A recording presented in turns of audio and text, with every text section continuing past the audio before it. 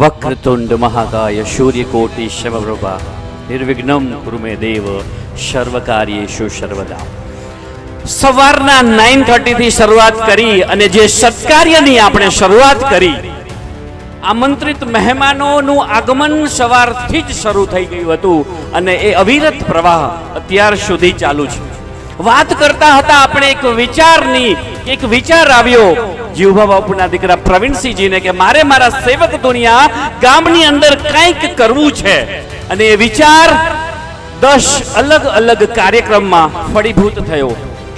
આપણે સવારથી જ વાત કરી રહ્યા છીએ કે આપણા ગામના આંગણે, આપણા આ પટાંગણની અંદર સવારથી શું થઈ રહ્યું છે.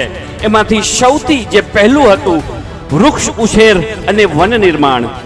બીજું છે દાંપત્ય જીવનમાં 25 વર્ષ પૂર્ણ કરી અને વડીલોની વંદના આપણે લાઈવ જોઈ, આપણે સાક્ષી ભાવે જોયું. આપણે જાણીએ છીએ કે જીવન રક્ષક માટે રક્તદાન એ મહાદાન છે, અને જાણે રક્તદાન કરવા માટે માનવ મહેરામણ જ્યારે નીકળ્યો એ પણ આપણે સાક્ષી ભાવે જોયું. દાંપત્ય જીવનમાં 25 વર્ષથી સંયુક્ત પરિવારમાં રહેતા દંપતીઓનું પૂજન અને સન્માન પણ આપણે સાક્ષી ભાવે જોયું.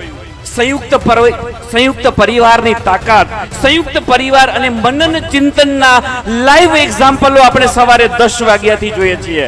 સંતોએ આવી અને આપણને આશીર્વાદ આપ્યા કે હજી વ્યસન મૂકી દો, હજી સમય છે. આપણે સંતોની વાતને વધાવી એટલે સવારથી જ એક આપણો જે કાર્યક્રમ હતો વ્યસન મુક્ત પરિવાર અને વ્યસન મુક્ત સમાજ, દરેક વ્યક્તિએ એમાં અંજલિ આપી, આપણે પણ સાક્ષી ભાવે જોયું. રાઈટ. અને સમય પ્રમાણે પરિવર્તન સંસારનો નિયમ છે.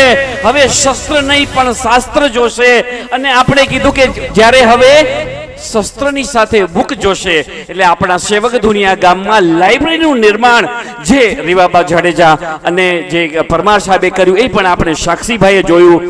એક સરસ મજાની સ્પીચ આપણે સાંભળી કે હેલ્થ ઇઝ ધ વેલ્થ, કે નિરામય જીવન માટે યોગ, આયુર્વેદ અને પ્રાકૃતિક ખેતીમાં જે ગાયનું મહત્વ આપણને સમજાવ્યું એ પણ જોયું. અને હજી પણ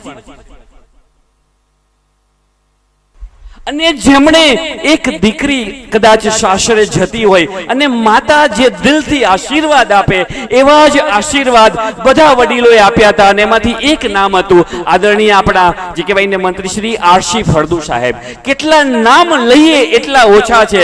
શરૂઆતમાં આપણા જે લોકલાડીલા પૂર્વ મંત્રીશ્રી અને આપણા જે ધારાસભ્ય છે પૂર્વશ્રી જે હકુબા સાહેબે આપણે શરૂઆત કરાવી એમને પણ, અને એ કાર્યક્રમ શરૂઆત થતા કહેવાય ને ઈશ્વરની ઈચ્છા સિવાય એક પાંદડું પણ હલતું નથી. ત્યારે તમારું અને મારું આ 60, 70, 80 કિલોનું શરીર સાક્ષીભાઈ અહીંયા બેઠું છે એટલે ઈશ્વર તમારા અને મારા પાસે કંઈક સત્કાર્ય કરાવતા હશે.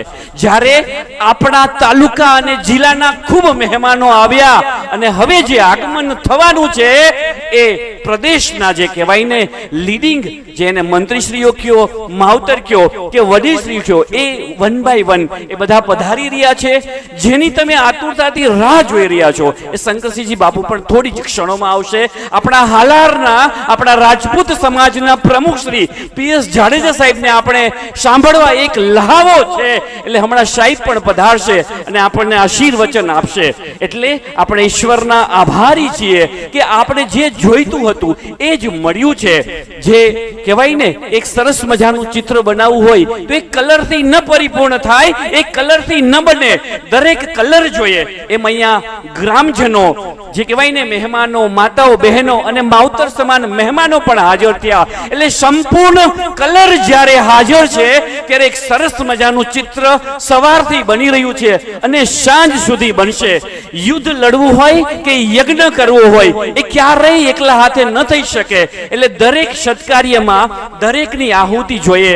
અમે ખૂબ આભારી છીએ જીવભા બાપુ અને એમના પરિવાર. અને આ પ્રવીણસિંહજીના શબ્દો છે કે PM શરૂઆત એ રીતે કરજો કે મહેમાન હોય કે માવતર હોય, સામે પ્રેક્ષકો હોય કે શ્રોતાઓ હોય, એક વાક્ય મારા તરફથી બોલજો. એટલે એક વાક્ય બોલું છું કે અહીં સેવક ધુનિયા ગામમાં પધારેલ સર્વજને રાજાથી માંડીને રંક સુધી માટે આ વાક્ય છે કે તમારા હૃદય કમળમાં બિરાજમાન પરમ તત્વ પરમાત્માને પ્રવીણસિંહજી જીવભા જાડેજા પરિવાર તરફથી સાદર પ્રણામ. અને